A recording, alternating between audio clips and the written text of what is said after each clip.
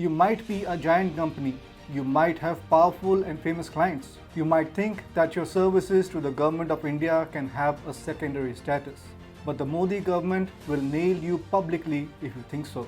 Case in point being Infosys. Infosys thought it could play around and not take its projects seriously. So, Infosys CEO has been summoned to explain to the finance minister why the company was not taking the government's projects seriously. And within hours, Infosys resolved the issue. Hi and welcome. You are watching TFI English, the national socio-political analysis arm of the TFI Media Group.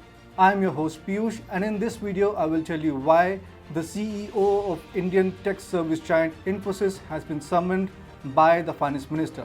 So let's begin. On Sunday afternoon, a sudden, unexpected and rather unprecedented tweet by the Income Tax Department attracted a lot of national attention and most probably sent multinational information technology giant Infosys into a fit of panic and dizzy. This Indian company, which has earned quite a name for itself globally and has some big clients, did not expect to be nailed by the government of India so openly. In its tweet, the IT department announced that Infosys Managing Director and CEO Sunil Parekh had been summoned to explain to the Finance Minister as to why, even after 2.5 months since the launch of new e-filing portal, glitches in the portal have not been resolved. The portal www.incometax.gov.in had a bumpy start since its opening on June 7, as taxpayers, tax professionals, and other stakeholders reported glitches in its functioning. The portal has been developed by Infosys, and one would expect the famed company's products to have no issues whatsoever.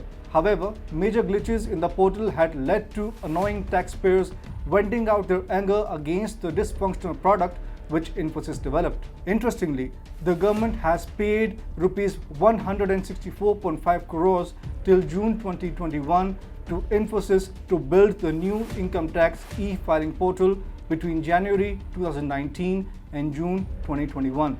The same was informed by Minister of State for Finance Pankaj Chaudhary, who added that taxpayers, tax professionals, and other stakeholders have reported glitches in functioning of the new portal developed by Infosys. Issues experienced by taxpayers pertain to slow functioning of the portal, non-availability of certain functionalities, or technical issues in functionalities.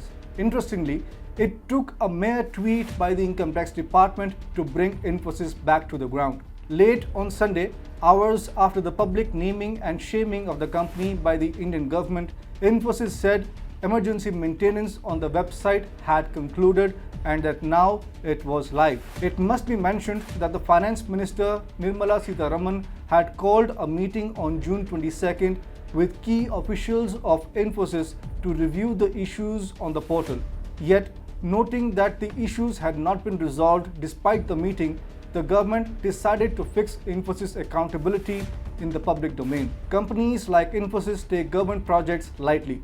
They do not engage the best of their resources towards completion of government contracts due to the historical attitude of lethargy which has plagued previous governments and bureaucracy. Under the present dispensation, however, accountability has become non-negotiable. The government expects best of services and products and pays a fair price for the same.